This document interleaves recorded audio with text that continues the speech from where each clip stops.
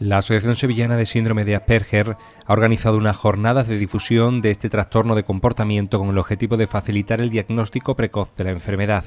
En las jornadas eminentemente técnicas han participado profesionales vinculados a la atención sanitaria, la educación y los servicios sociales. Las jornadas promovidas por la Diputación pretenden favorecer el diagnóstico de la enfermedad en las zonas rurales de la provincia, ya que existen diferencias notables entre las posibilidades de diagnóstico temprano en las grandes ciudades y en zonas rurales. Estas jornadas forman parte de 6 jornadas que se han acordado con la Diputación. La Asociación de Síndrome de Asperger fuimos a visitar al presidente de la Diputación Provincial de Sevilla el año pasado y le explicamos las dificultades que tenían para detectar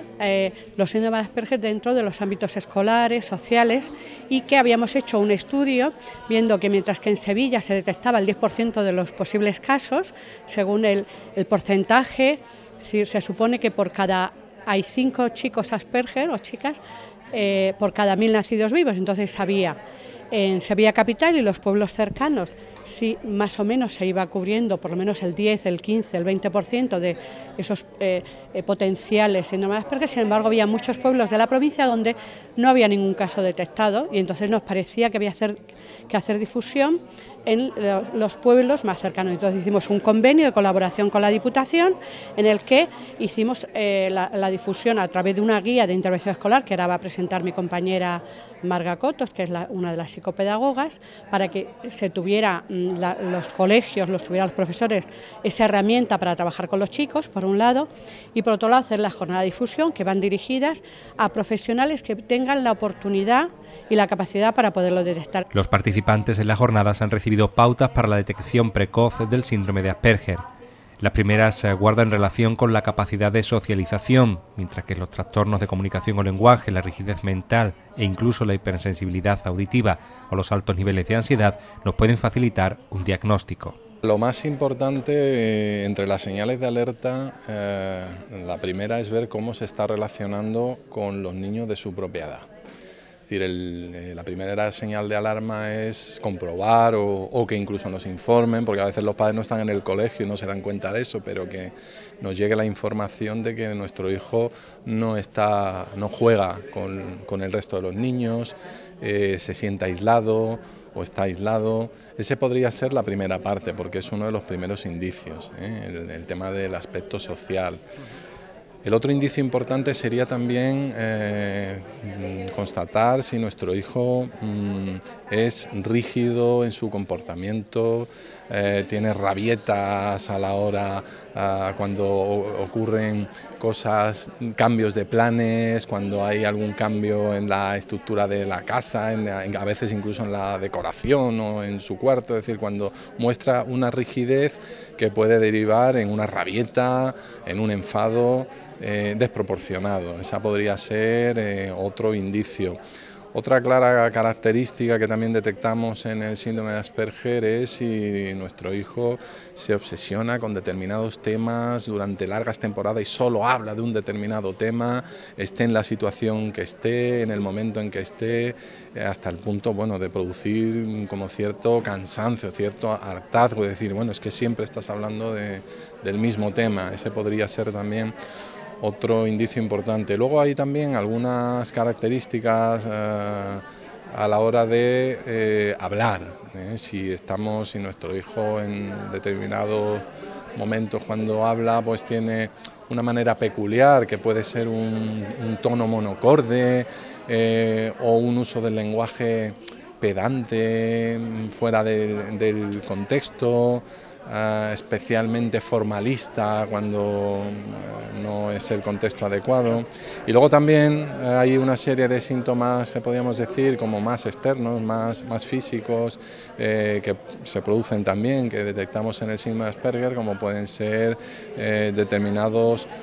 movimientos que llaman la atención, como puede ser andar de puntillas, sobre todo estoy hablando de niños pequeños, o el ir de un lado para otro aleteando cuando se ponen especialmente contentos o cuando están nerviosos,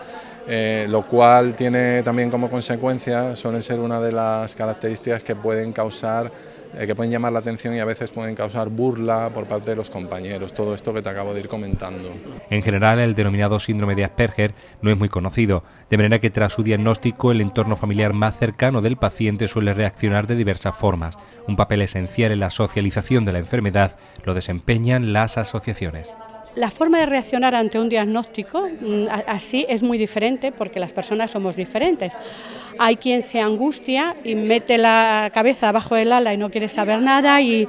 se queda ahí un poco paralizado un tiempo, y hay quien al día siguiente ya se ha leído toda la página web nuestra, que es súper rica y hay muchísima información. Vamos, han hecho un máster express en un fin de semana y vienen y ya, o sea,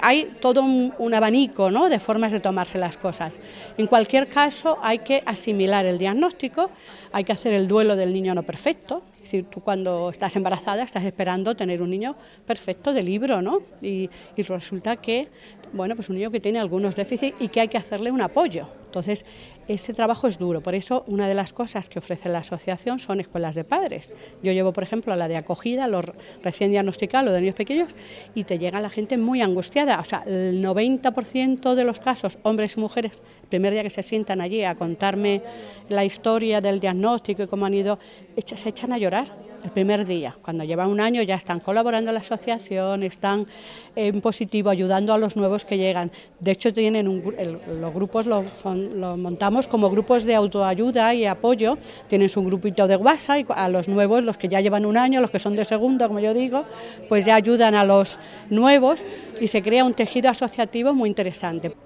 El consejo más inmediato que ofrecen los profesionales tanto a la familia como al entorno de un chico o chica al que se le ha diagnosticado el síndrome de Asperger es el de conocer la enfermedad. Según el psicólogo Juan Luis Ruiz, es a través de ese acercamiento a la enfermedad cuando comenzamos a entender la conducta del paciente. Lo primero siempre es tratar de conocer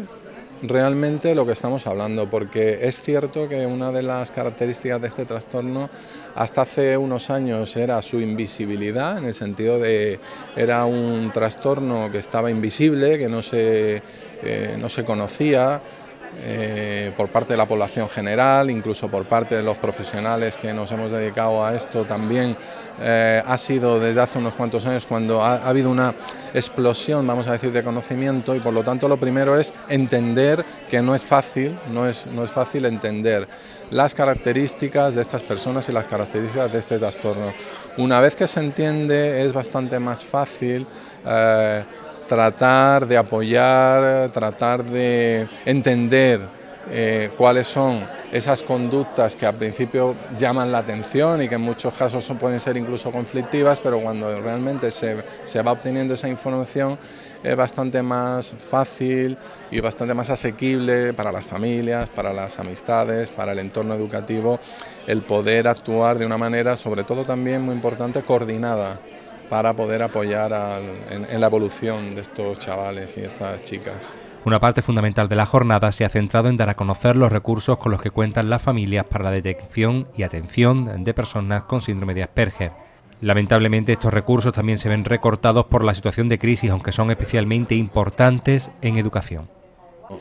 Cuando se detecta, una vez que se ha establecido un diagnóstico, desgraciadamente los recursos no son muchos, y ese es el motivo por el que surgen asociaciones como la Asociación Sevillana de Síndrome de Asperger, que es una organización que han tenido que montar los padres porque desgraciadamente los recursos públicos son muy escasos. Es decir, a partir del diagnóstico la sanidad pública no ofrece un servicio y una terapia de seguimiento, y por eso existen asociaciones de este tipo, que eso sí que ya lo podemos contar como un recurso, en el sentido de en asociaciones como la nuestra se ofrecen las terapias especializadas precisamente en las personas que tienen síndrome de Asperger. Eso podríamos decir a nivel terapéutico. Evidentemente luego hay casos que requieren también un seguimiento farmacológico por parte del psiquiatra, por parte de la unidad de salud mental correspondiente, no en todos los casos, pero sí en bastantes. Y luego es muy importante también que los padres conozcan, porque ahí sí que los hay, los recursos educativos, es decir, de qué manera en el contexto educativo se va a poder desarrollar un itinerario específico, adecuado a la característica individual de esa persona. Precisamente todos esos recursos también desde la asociación es una de las labores que hacemos, informar a los padres de cuáles son todos los distintos recursos a nivel sanitario y a nivel educativo, y luego más adelante a nivel de integración laboral de los que disponen estas personas. Una de las claves en el tratamiento de la enfermedad es su diagnóstico precoz, una posibilidad que facilita tanto el entendimiento del trastorno de conducta por parte de la familia y el entorno más cercano, como la propia adaptación de quien lo padece. La importancia, podríamos decir que es vital, en el sentido de que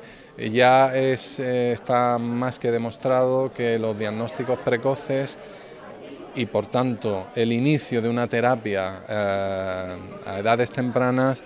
generan un pronóstico mucho más favorable que aquellos casos que desgraciadamente han sido diagnosticados muy de forma tardía, y no digamos de esos casos que no han sido nunca diagnosticados. Entonces hoy ya tenemos como una perspectiva de bastantes años para saber que las detecciones tempranas, y de hecho nosotros somos centro de atención temprana en ese sentido, porque cuando se detecta un caso de forma muy temprana hay muchos de estos síntomas que hemos ido comentando que se van a corregir y van a mejorar de una manera mucho más rápida en el tiempo, y además de una manera mejor cualitativamente hablando que los casos en los que no entran en terapia a una edad temprana.